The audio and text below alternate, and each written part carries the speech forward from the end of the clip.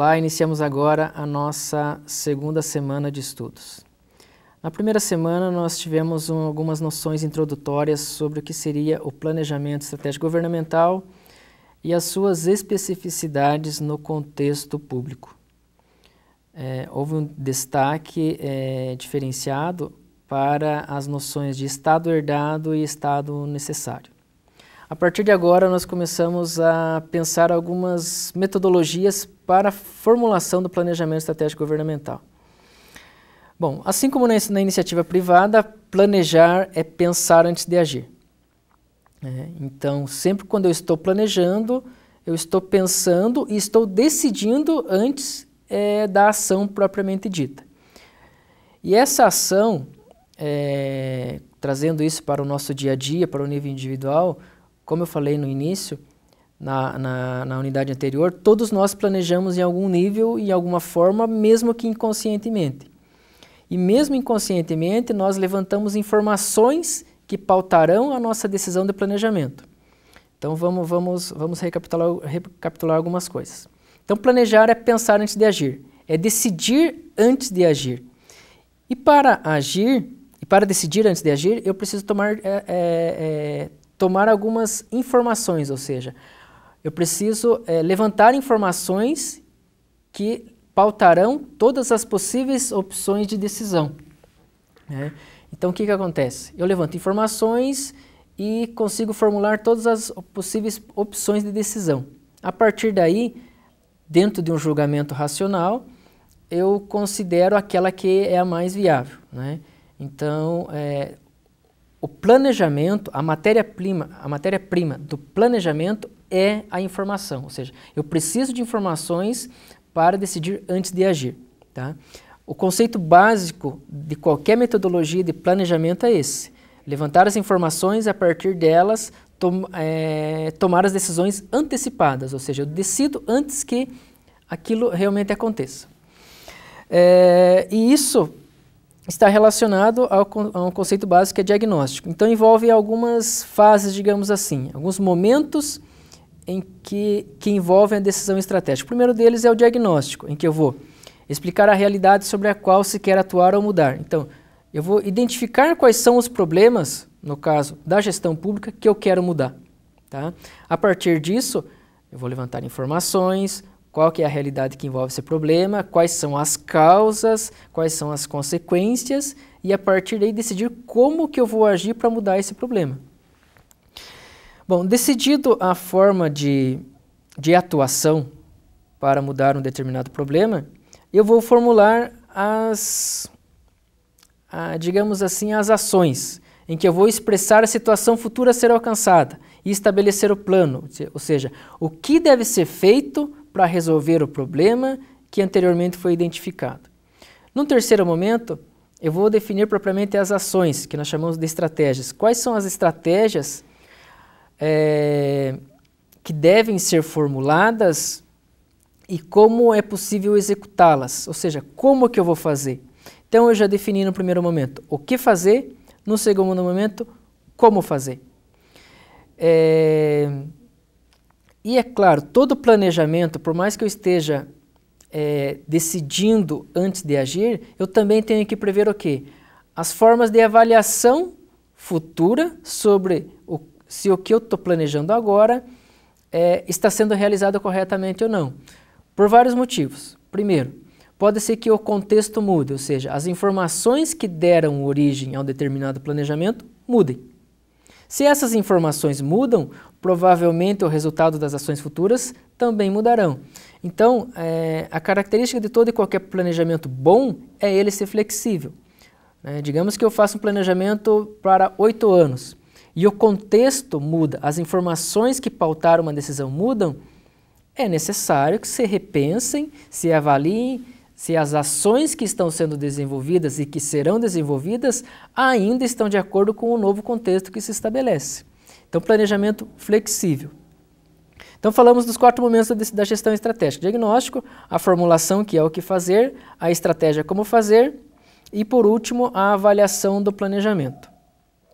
No contexto público, tem digamos assim, um agravante da ação de planejamento da formulação de planejamento, que se deve considerar o quê? A análise da governabilidade. Então, todos nós sabemos que a governabilidade, principalmente no primeiro escalão das esferas municipal, estadual e nacional, ela é pautada por 3 aspectos que definem a governabilidade de um governo. O que é governabilidade? É a capacidade que um governo tem de realizar as coisas, tá? Então, a capacidade que ele tem de fazer as coisas acontecerem no contexto público. E ele é pautado em 3 questões básicas. Primeiro, o projeto de governo, que é um planejamento amplo, digamos assim. O segundo deles, o apoio político. E o terceiro, a própria capacidade de governo. Então, 3 aspectos que nós vamos analisar um pouco mais profundamente nesse momento. O primeiro deles, apoio político. Os apoios indicam uma relação de forças que expressam a maior ou menor sustentação política do que um ator social que governa e possui para implementar seu projeto político. Ou seja, a governabilidade ela é pautada também em apoio, ou seja, apoio de atores principais.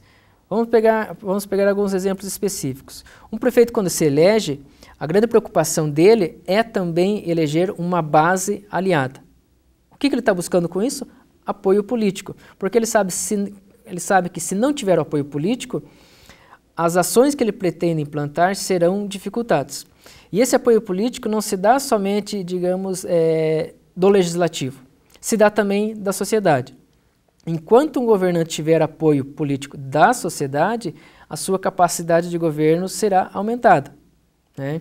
Nós tivemos recentemente algumas ações populares que demonstraram um momento em que a sociedade demonstrou não estar apoiando politicamente o governo, né? Quais são as consequências disso? Dificuldades para a governabilidade, tá? Então, o primeiro deles é apoio político, no sentido legislativo, da população, os principais atores da sociedade. O segundo é a própria capacidade de governar, e aqui está muito relacionado a questões técnicas, a experiência do gestor, o conhecimento que ele tem sobre a máquina pública, ele ter com ele pessoas capacitadas para desenvolver trabalhos técnicos, ou seja, o grupo de assessores do gestor, a capacidade que ele tem de formar opinião, ou seja, a capacidade que ele tem de influenciar as pessoas, de gerenciar, de coordenar processo de trabalho, de gerar leis, regulamentações, a própria capacidade do gestor em comunicação, de mobilizar apoio. Então, a capacidade de governar, propriamente dita, está envolvida muito com a capacidade individual do governante. E o terceiro tripé, digamos assim, da governabilidade é o próprio projeto de governo. E é o projeto de governo que, em essência, num processo eleitoral, falando de cargos eletivos, em essência é o projeto de governo que faz com que um determinado governante seja eleito. A eleição dele, num contexto democrático, a eleição dele é baseada no seu projeto de governo, tá? Então, projeto de governo, apoio político e a capacidade técnica do gestor definem a governabilidade de uma determinada gestão.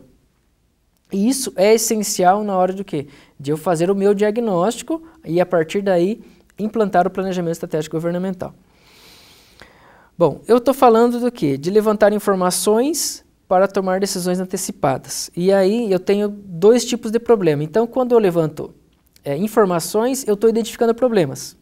Juntamente com isso, eu estou procurando identificar as causas dos problemas e, a partir daí, buscar as soluções e planejar a implementação das soluções. E eu tenho basicamente 2 tipos de problemas. Os problemas estruturados, que são aqueles que, quando é possível, enumerar todas as variáveis que o compõem e precisar todas as relações entre as variáveis. Ou seja, um problema estruturado, eu consigo enxergar ele como um todo. As causas, as consequências, a origem do problema e as consequências. E os quase ou semi-estruturados são aqueles em que eu consigo enxergar o problema, mas não consigo enxergar todas as variáveis que o envolvem. Ou seja, eu não consigo enxergar as causas, as consequências e às vezes eu não consigo nem enxergar como solucioná-lo. Então, esses tipos de problemas são basicamente esses que nós encontramos na gestão pública. Basicamente, quando eu falo em diagnóstico de situações, fazendo uma ligação com o contexto privado, eu estou falando o seguinte: identificar quais são as ameaças e quais são as oportunidades. Ameaças, aquilo que pode causar problemas ao governo, né, em termos das ações. O que pode prejudicar as minhas ações enquanto governo? E as oportunidades, onde que eu posso atuar, onde que estão as ações que podem, digamos assim, trazer o benefício econômico e social da população. Tá? Fazendo uma ligação bastante resumida do contexto público com o privado.